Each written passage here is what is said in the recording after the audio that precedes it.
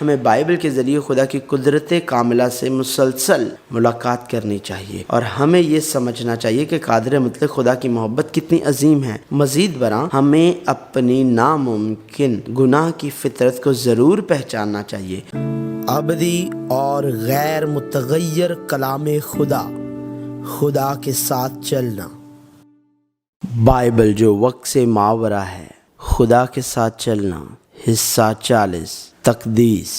جاری کاموں میں سے ایک جو مسیحیوں کے لیے جنہوں نے خدا کی محبت اور یسوع مسیح کے فضل سے نجات حاصل کی ہے باقی ہے، وہ تقدیس کا پہلو ہے۔ عام طور پر تقدیس راست بازی کے عمل سے مراد ہے، جس میں خداوند کے لوگ جنہیں خدا کے فرزند کہا جاتا ہے یسوع مسیح کی صلیب کی خوبیوں کے ذریعے جلال کی حتمی حالت تک راست باز کہلاتے ہیں، جو یسوع مسیح کی دوسری آمد پر واقع ہوگی، جہاں ایماندار مکمل طور پر تبدیل اور کامل ہو جائیں گے۔ اگر راست بازی کو ایک واحد واقعے کے طور پر دیکھا جائے تو تقدیس میں راست بازی سے جلال پانے کا سفر شامل ہے۔ لہٰذا جب ہم کہتے ہیں کہ ہم نجات پا چکے ہیں تو اس میں راست بازی، تقدیس اور بالآخر جلال کا عمل شامل ہے، لیکن عام طور پر مسیحی تقدیس کے اس سفر کو لفظی طور پر مقدس بننے کے طور پر دیکھتے ہیں۔ وہ سمجھتے ہیں کہ وہ جتنا زیادہ ایمان میں رہتے ہیں اتنا ہی زیادہ وہ پاک بن جاتے ہیں، اور اس یقین کو قائم رکھتے ہیں کہ جب وہ اس قدر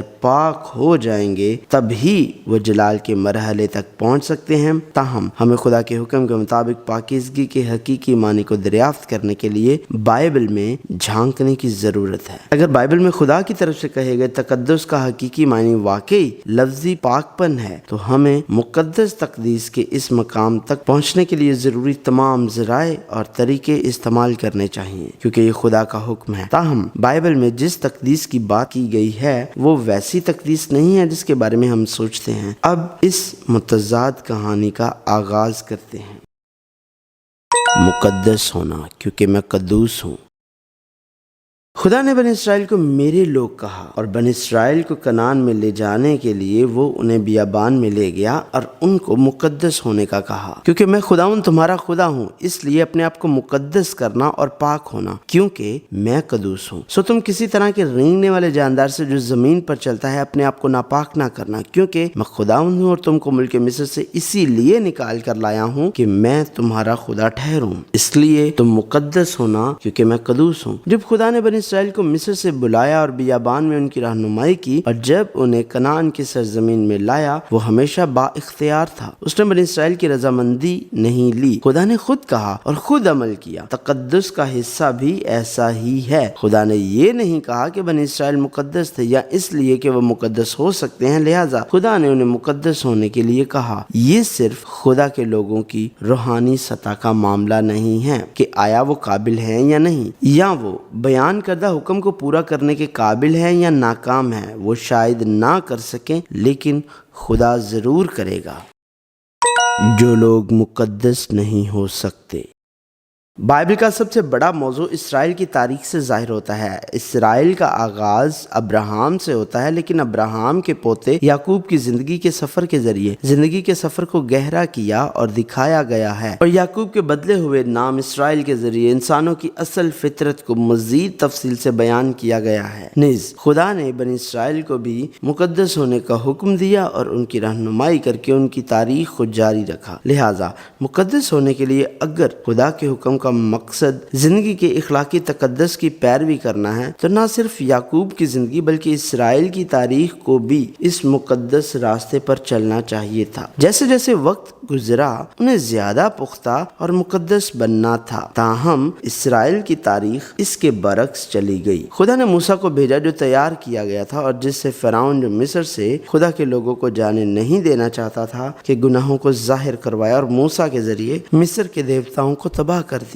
اور بحر کلثم کو خشک کر دیا۔ خدا ہی وہ تھا جس نے اپنے لوگوں کو اس طرح سے گزرنے دیا کیونکہ اس کا ایک مقصد اور وجہ تھی۔ اس نے بنی اسرائیل کو روٹی، مے اور شراب نہیں دی جو بیابان میں چاہتے تھے، اور اس کے بجائے انہیں بیابان سے گزرنے کے لیے ضروری کھانا فراہم کیا۔ اور میں 40 برس بیابان میں تم کو لیے پھرا، اور نہ تمہارے تن کے کپڑے پرانے ہوئے اور نہ تمہارے پاؤں کی جوتی پرانی ہوئی، اور تم اسی لیے روٹی کھانے اور مے یا شراب پینے نہیں پائے تاکہ تم جان لو کہ میں خداوند تمہارا خدا ہوں۔ یہ اس لیے نہیں تھا کہ خدا کے پاس ایسا کرنے کی طاقت یا صلاحیت کی کمی تھی، دوسرے لفظوں میں ایسا نہیں تھا کہ وہ ایسا نہیں کر سکتا تھا، محض اس نے ایسا نہ کیا۔ تاہم ایک اور چیز ہے جو خدا نے عہد نامہ قدیم میں نہیں کی تھی، اور وہ یہ ہے کہ اس نے اپنا اختیار سے کام نہیں کیا تاکہ خدا کے لوگ بنی اسرائیل ایک مقدس زندگی گزار سکیں۔ اس کا مطلب ہے کہ اس نے اپنے اخلاقی طور پر مقدس زندگی گزارنے کے لیے حکومت نہیں کی۔ پرانے عہد نامے کے دوران اسرائیل نے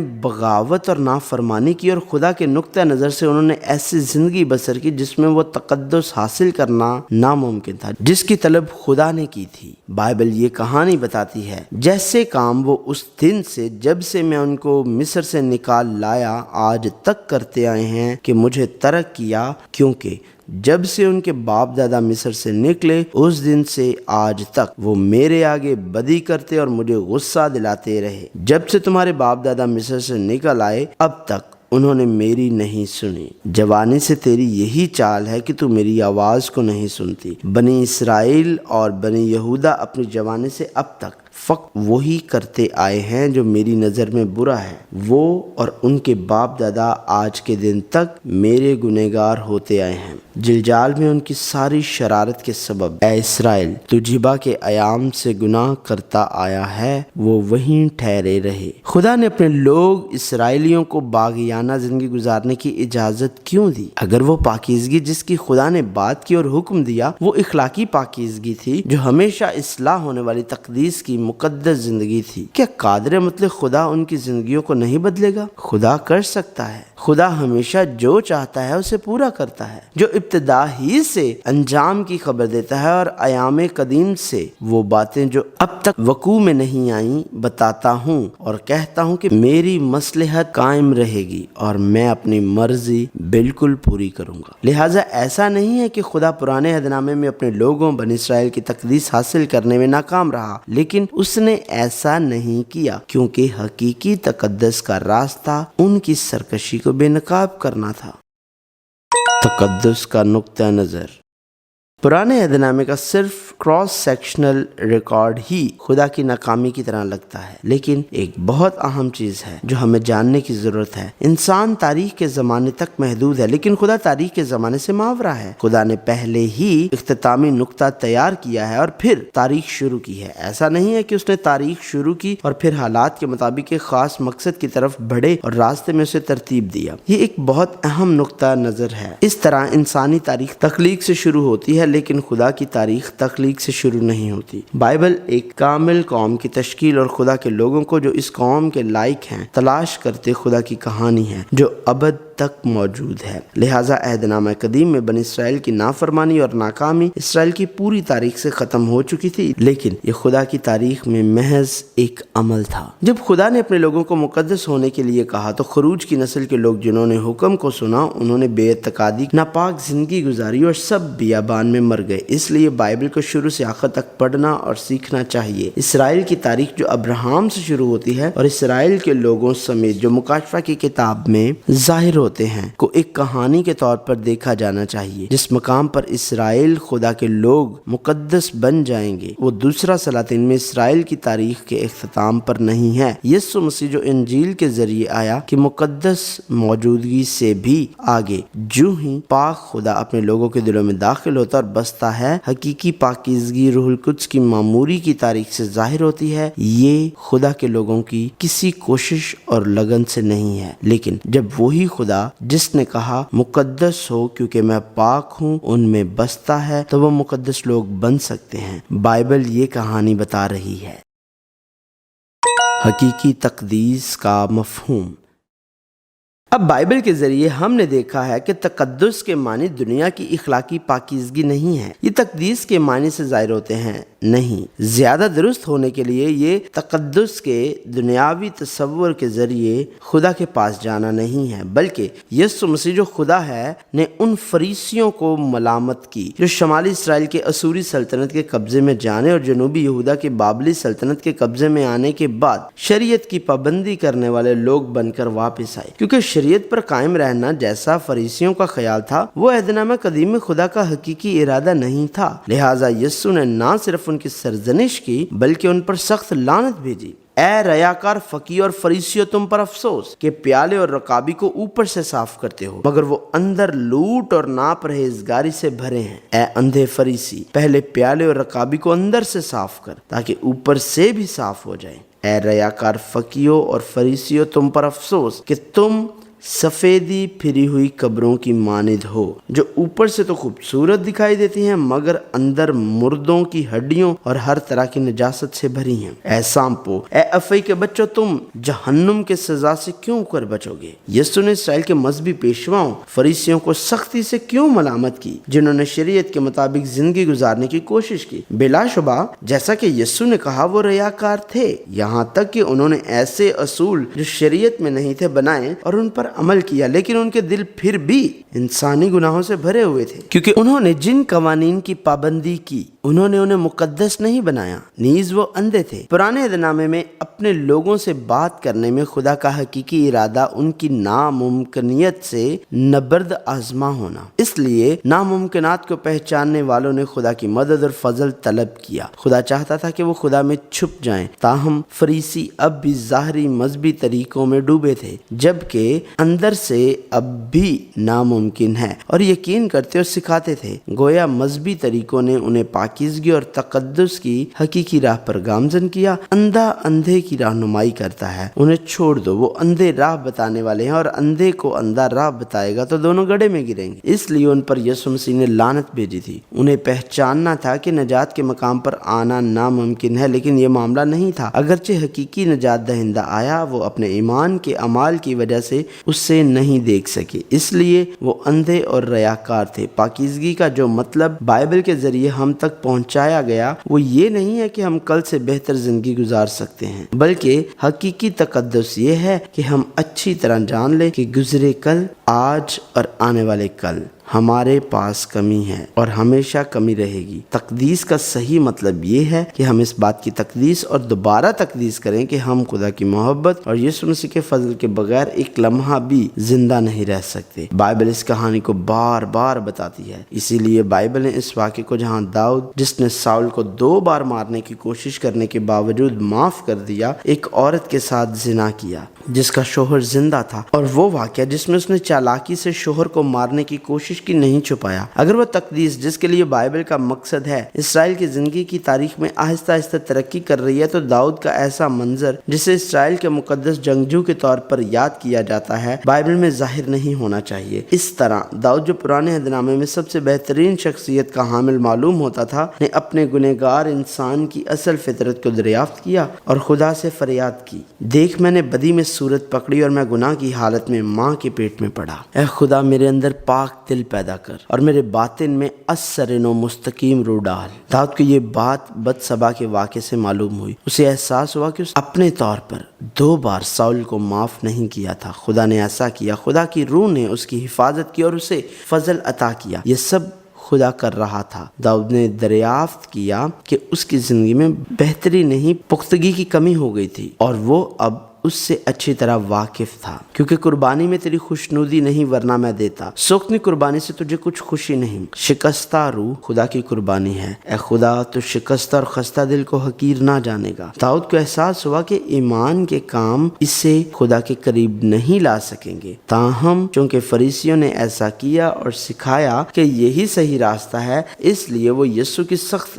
لعنت کے مستحق تھے۔ آخر میں اسرائیل کی تاریخ بادشاہوں کے ریکارڈ کے ساتھ ختم ہوئی، اگرچہ بعد میں تواریخ کو درج کیا گیا تھا، اور یہ تاریخ کی کتابیں بھی ہیں۔ اس سے پتہ چلتا ہے کہ حقیقی کنعان یہ سرزمین نہیں بلکہ یسوع مسیح ہے، جو انجیل کے طور پر آئے گا، اور شاعری کی کتاب بھی یسوع مسیح کو ظاہر کرتی ہے، جو حقیقی نجات دہندہ، اور انبیاء کی کتاب اس اعلان سے بھری پڑی ہے کہ خدا خود وہ کرے گا جو انسانوں کے ذریعے ان کی حدود کی وجہ سے ناممکن ہے۔ میں ان کو ایسا دل دوں گا کہ مجھے پہچانیں، کہ میں خداوند ہوں اور وہ میرے لوگ ہوں گے اور میں ان کا خدا ہوں گا۔ میں اپنی شریعت ان کے باطن میں رکھوں گا اور ان کے دل پر اسے لکھوں گا اور میں ان کا خدا ہوں گا اور وہ میرے لوگ ہوں گے۔ میں ان کو یک دل اور یک روش بنا دوں گا اور وہ اور اپنے بعد اپنی اولاد کی بھلائی کے لیے ہمیشہ مجھ سے ڈرتے رہیں گے۔ میں ان سے ابدی عہد کروں گا کہ ان کے ساتھ بھلائی کرنے سے باز نہ ہوں اور میں اپنا خوف ان کے دل میں ڈالوں گا تاکہ وہ مجھ سے برگشتہ نہ ہوں، اور میں ان کو نیا دل دوں گا اور نئی روح تمہارے باطن میں ڈالوں گا۔ وہ میرے لوگ ہوں گے اور میں ان کا خدا ہوں گا۔ تب تم پر صاف پانی چھڑکوں گا اور تم پاک صاف ہوگے، اور میں تم کو نیا دل بخشوں گا اور نئی روح تمہارے باطن میں ڈالوں گا، اور میں اپنی روح تمہارے باطن میں ڈالوں گا اور تم میرے لوگ ہوگے اور میں تمہارا خدا ہوں گا۔ میں اپنی روح تم میں ڈالوں گا، میں ان کو پاک کروں گا اور وہ میرے لوگ ہوں گے اور میں ان کا خدا ہوں گا۔ میں پھر کبھی ان سے منہ نہ چھپاؤں گا، کیونکہ میں نے اپنی روح بنی اسرائیل پر نازل کی ہے۔ اور یسوع مسیح بطور نجات کی راہ آیا۔ خدا داؤد سے ایک صادق شاخ پیدا کرے گا اور داؤد خدا کے بندے کو ہمیشہ کے لیے ان کا بادشاہ بنائے گا۔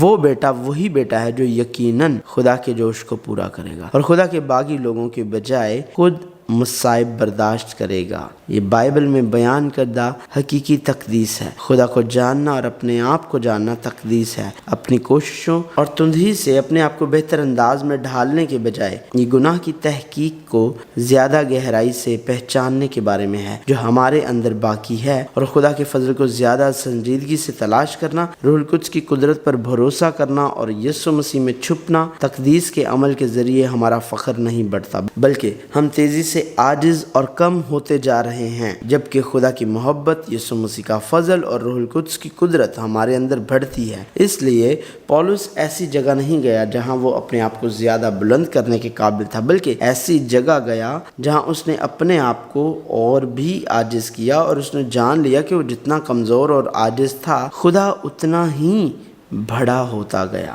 مگر اس نے مجھ سے کہا کہ میرا فضل تیرے لیے کافی ہے، کیونکہ میری قدرت کمزوری میں پوری ہوتی ہے۔ بس میں بڑی خوشی سے اپنی کمزوری پر فخر کروں گا تاکہ مسیح کی قدرت مجھ پر چھائی رہے۔ اس لیے میں مسیح کی خاطر کمزوری میں، بے عزتی میں، احتیاج میں، ستائے جانے میں، تنگی میں خوش ہوں، کیونکہ جب میں کمزور ہوتا ہوں اسی وقت زوراور ہوتا ہوں۔ اس طرح پولس مندرجہ ذیل نصیحتیں بیان دینے کے قابل تھا۔ بس جو کوئی اپنے آپ کو قائم سمجھتا ہے وہ خبردار رہے کہ گر نہ پڑے۔ ہمیں عاجز ہونا چاہیے، ہمیں مغرور نہیں ہونا چاہیے۔ ہمیں بائبل کے ذریعے خدا کی قدرت کاملہ سے مسلسل ملاقات کرنی چاہیے، اور ہمیں یہ سمجھنا چاہیے کہ قادر مطلق خدا کی محبت کتنی عظیم ہے۔ مزید برآں ہمیں اپنی ناممکن گناہ کی فطرت کو ضرور پہچاننا چاہیے، جس کے لیے ہمارے پاس اس محبت کو حاصل کرنے کی کوئی اہلیت یا وجود نہیں ہے۔ تبھی ہم صحیح معنوں میں سمجھ سکتے ہیں کہ یسوع مسیح کا فضل کتنا عظیم اور قیمتی ہے جس نے ہمیں خدا سے جوڑا ہے۔ حقیقی تقدیس یہ نہیں ہے کہ میں اپنی طاقت اور قابلیت کو بڑھاؤں، بلکہ اپنے آپ کو ترک کرنا ہے، یہ بار بار ذہن نشین کرنا ہے ہم کتنے ناممکن ہیں، جو خدا کے فضل کے بغیر ہم ایک لمحہ بھی زندہ نہیں رہ سکتے، اور حقیقی خدا یسوع مسیح میں چھپ کر پناہ لینا ہے۔ لہٰذا خدا کے وہ لوگ جنہوں نے اپنی اصل فطرت کو پہچان لیا ہے، اپنی زندگیوں کو مسلسل جانچتے اور ان کی حفاظت کرتے ہوئے جیتے ہیں۔ اپنے دلوں کی حفاظت کے لیے جو وہ اکیلے نہیں کر سکتے تھے، انہوں نے مل کر لڑنے کے لیے رفاقتیں قائم کی، جہاں وہ ایک دوسرے کی جانچ کرتے اور حوصلہ دیتے، بعض اوقات ایک دوسرے کو سرزنش کرتے۔ وہ اپنے آپ کی ایسی جانچ میں لگے ہوئے تھے، اور رفاقتیں صرف اپنی اصلاح یا تقدیس کے لیے نہیں بنائی تھی، بلکہ یہ ان کے ایمان کی رجعت کو روکنے کے لیے جدوجہد کرنے کا طریقہ تھا۔ یہ وہ تقدیس ہے جس کے بارے میں بائبل بات کرتی ہے۔